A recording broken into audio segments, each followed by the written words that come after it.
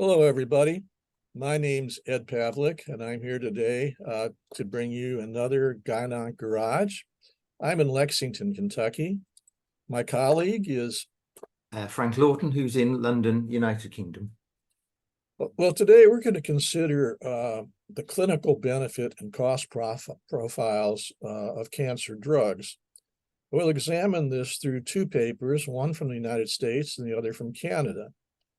This work is important because it considers how effective the approval process is for selecting cancer drugs with substantial clinical benefit. That is to say, selecting cancer drugs that have substantial clinical benefit. So today, what we need to realize is that these papers appeared almost simultaneously in two oncology journals.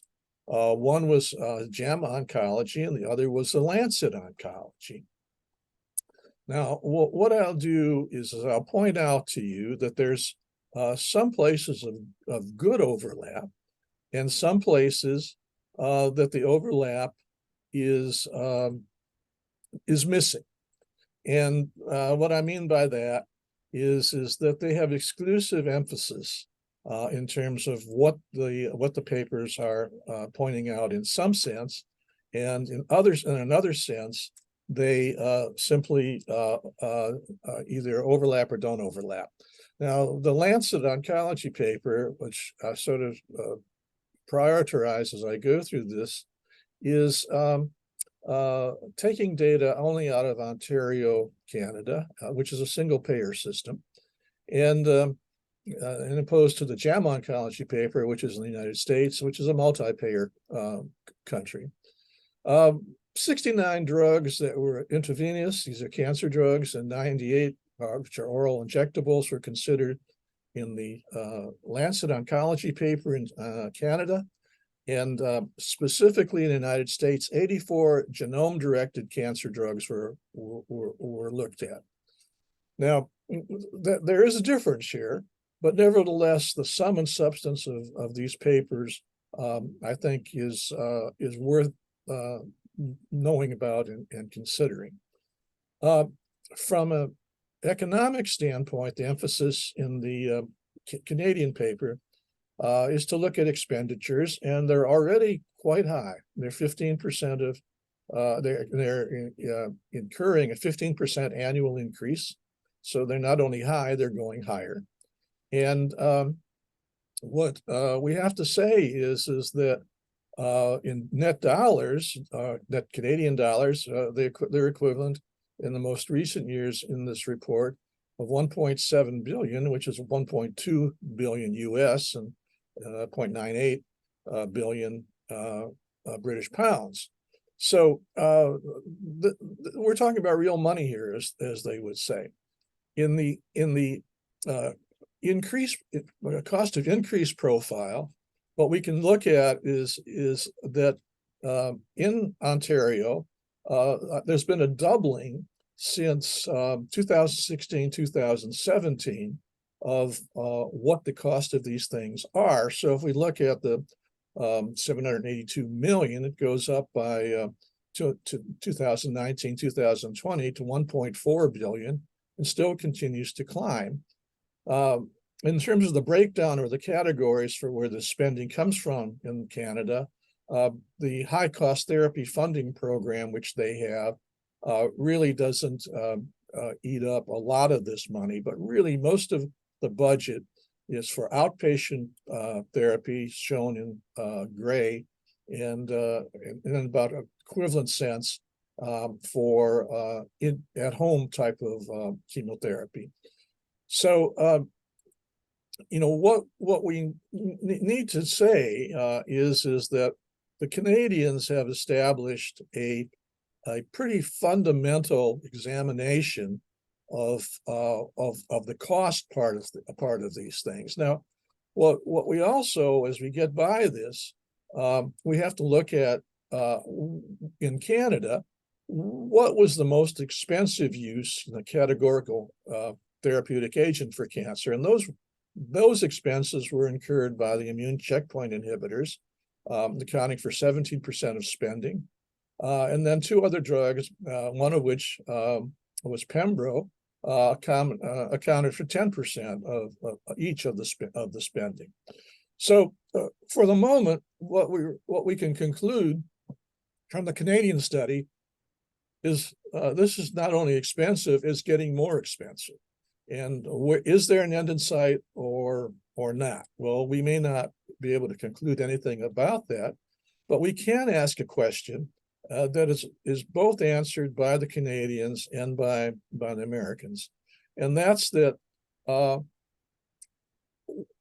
how substantial are the clinical benefits of these drugs that have been approved? When you read both papers, you feel that the approval process has different influences to it, different types of studies being involved. I think to a certain extent, there's drug sponsorship more prevalent in the American study. And I think that perhaps the structure is much more regimented and in the Canadian study. So the basic tool for proceeding through this type of evaluation for clinical benefit is the European Society for Medical Oncology's magnitude of clinical benefit scale. So in both the Canadian study and the American study, this tool has been used to filter out and answer the question about how great a benefit occurs. And of course, we're talking about substantial benefits. So there's a scoring system, that's used. And when we look at the Canadian system, we find that substantial clinical benefit occurred with 76% of the drugs that were examined. And when we look at the American system, it's lower. It's much lower. It's 29%. And this could be a function of several things. And that one of the things is are you dealing with overall survival, or are you dealing with a surrogate in terms of finding the drug acceptable for using it in that country? Now, the difference within the tool, within the ESMO MCBS, is that there are two classifications. One classification, the class 1A, depends upon data that comes from a randomized trial, whereas the classification designation from a class 1B comes from non-randomized data. And overall, what we can say is that duration of responses, progression-free survival, and overall response rates become the parameters that are measured and then used for recommendations in the class 1B study. Now, within that context, and knowing that the Canadians really haven't used the class 1A, 1B distinction in their paper, if we look at it just in the American paper in the far right, we find that that the random controlled trial and inclusion of overall survival results in a 60% substantial benefit finding, namely that 38 out of the 84 drugs that were examined showed substantial benefit by the ESMO-MCBS scoring. If you took data from studies from non-randomized trial and that used parameters that really did not take advantage of overall survival, the number drops tremendously. There's only 3% of the drugs under consideration that showed substantial benefit. So we're spending money here in both countries, and one system seems to have a gating system that is better in predicting drugs that money should be spent on that will be effective, that will garner a substantial benefit. Now, if we look at just the effect of a random controlled trial, there's a big success rate, and that's the improved survival RCT line. 79% of the recommendations that originated in a random control trial gave a substantial clinical benefit. Now, not always was that coordinated with a quality of life improvement, which was sort of low in these new, but what we can look at then is in the Canadian study, overall gains in survival of greater than 6 months were well over 50%, they were 67%. And the dollars spent on that was the lion's share of the dollars being spent. Now, one of the things that we don't have is an idea of what are the survival gains for longer periods of time in the context of these two studies. That we don't have that information. And, you know, I think that anybody who is dealing with their fears of cancer, you know, would like to have 10-year survivals, would like to have 5-year survivals. And those would be in the mind of that person, that pedestrian walking around. That would be a significant, substantial clinical benefit to be dealing with survival gains in the realm of 5 and 10 years. Frank, that's all I have. What do you think? Yes, I think it's quite interesting, isn't it, that the regulatory authorities, the FDA, however the Canadians do it, the NICE recommendations in the United Kingdom, tend to be accepting more surrogate endpoints for drug benefit than those gained from a randomized clinical trial. And you've mentioned them all. And the problem is, of course, that statistics mean nothing to the individual patient. If you say to a patient that you have a 6% chance of being alive in 3 months, they may well take that. That may be important. They may have a goal that they want to see in 3 months' time. The round the world cruise that they'd always been promised when their partner retired, their son graduating from university. But I think what we don't do very well as clinicians is to actually say, this is what it's, this is the cost. You somehow you are paying for this. The payers may be in a state controlled system or a partially controlled system or with insurance or whatever. And I think it's somewhere in the paper that they talk about the 3 Ps: the physicians, the payers, whether that's the government or individual insurance companies, and the patients. And clearly the patient in the United Kingdom, quite a lot of time, the press will pick up on usually a child with some incurable malignant disease who's been told in the United Kingdom that there is no treatment available. And they crowdfund, they advertise that they need certain many thousands of pounds in order to take their child to an institution in Italy or the United States or whatever else. So when we talk about the pressure of regulatory companies accepting data that you and I think that doesn't look so good, the press and the politicians have also something. So I think it isn't just 3 Ps. It's not just physicians, payers, and patients. It's press and politics as well. And I think, as these 2 papers show, we cannot keep doing that. Eventually, the budget for healthcare, not just cancer care, but for healthcare generally, because of the cost of improvement in drugs, whether these improvements are short term, as mentioned in the paper, or long term, and we don't really know that, but eventually it will swallow up the entire GDP of most countries, which somehow it's got to be regulated. And I think the desire of us as doctors to help patients really ought to be tempered in a way by saying, well, someone's got to pay for the bill for this. And I know you've got a serious disease, but there are people out there with diabetes, and we can help them, or there's people with arthritic conditions, hip replacements, whatever else. And I think, you know, that because cancer is such an emotive subject, that this is going to continue. There's you know, and I think the graphs that you showed with the money going up and up and up will not stop. And I think in the end, it's got to be regulatory authorities who've got to say to the public, we cannot afford, you, you cannot afford this. And I don't, but how that's done, I don't know. Well, one way of doing it, Frank, is we've really talked about sort of federal spending or government spending and the cost going up on the national basis. But, let's not forget that the pharmaceutical companies are involved here.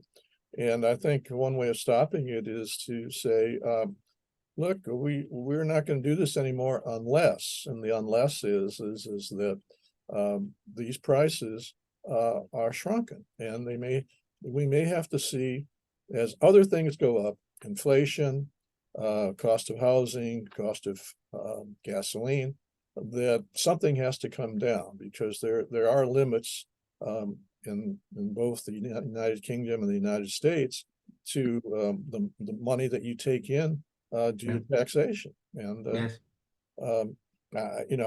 I know that the answer by the pharmaceutical house is that, well, it costs us a lot to develop these drugs, but that's not always the case.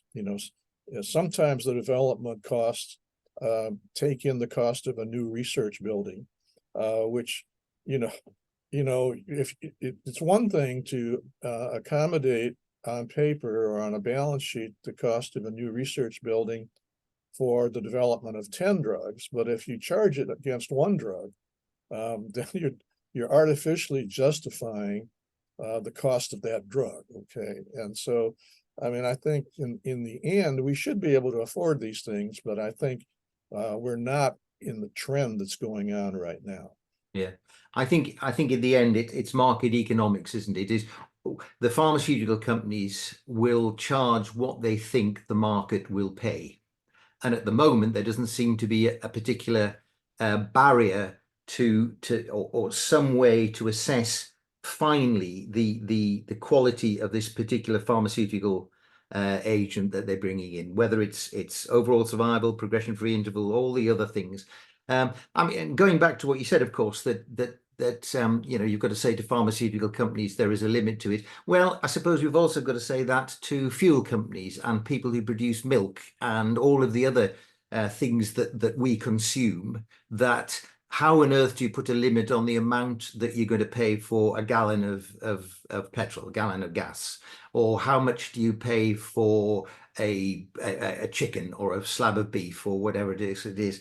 And I think that the problem is because cancer is such an emotive subject and it is so politically motivated, cancer waiting times, this, that, and the other, that it's very difficult for authorities, which essentially is the government and things like the FDA, to say there's got to be a cap. But I agree entirely. Somehow there's got to be a cap. It cannot continue like this because it will suffer. If you want your potholes sorted and your children to have education and all the other things that government pay for with taxation, they're going to have to be reduced. There was an interesting article in the newspaper, one of the British newspapers, that the reason why defense spending in the United Kingdom has dropped dramatically over the last 10 or 15 years is in order to keep the National Health Service funded. So there's a finite amount of money in the pot. How much are you going to give to bullets and howitzers and how much are you going to give to cancer care? So the money's much the same. They're just moving it backwards and forwards. And you can't keep doing that. Yeah, absolutely. I think we're reaching, the end of, of things, but, in a country and you're facing a re-election, a type of thing in the United Kingdom, and we're gearing up for a November election. And both of these, it's not often that you find candidates that are talking about not giving something, and it's I'd look forward to the time when basically these things start to make much more sense. Oh yes, yeah. Well, even the Labour Party have begun to say, and clearly the religion of the National Health Service, it's the closest that the British have got to a real religion. Even that is now beginning to be chipped away, even by Labour, who introduced the National Health Service, saying this is unaffordable. We cannot continue to do this, not just in cancer care, but in health generally. It's just going to swallow everything up, unfortunately. That's the way it is. Well, Yep. we've wrapped up another one here. And we've peeled away the curtain, but we haven't solved the problem. But No, that's so, yes, there'll be a part 2. that's true. Well, anyway, it's good to get together with you, Frank. You take care, my friend. I look forward to doing this again. Yeah, we'll see you next month. Okay, you take care. And you. Bye-bye now. Bye-bye. Bye.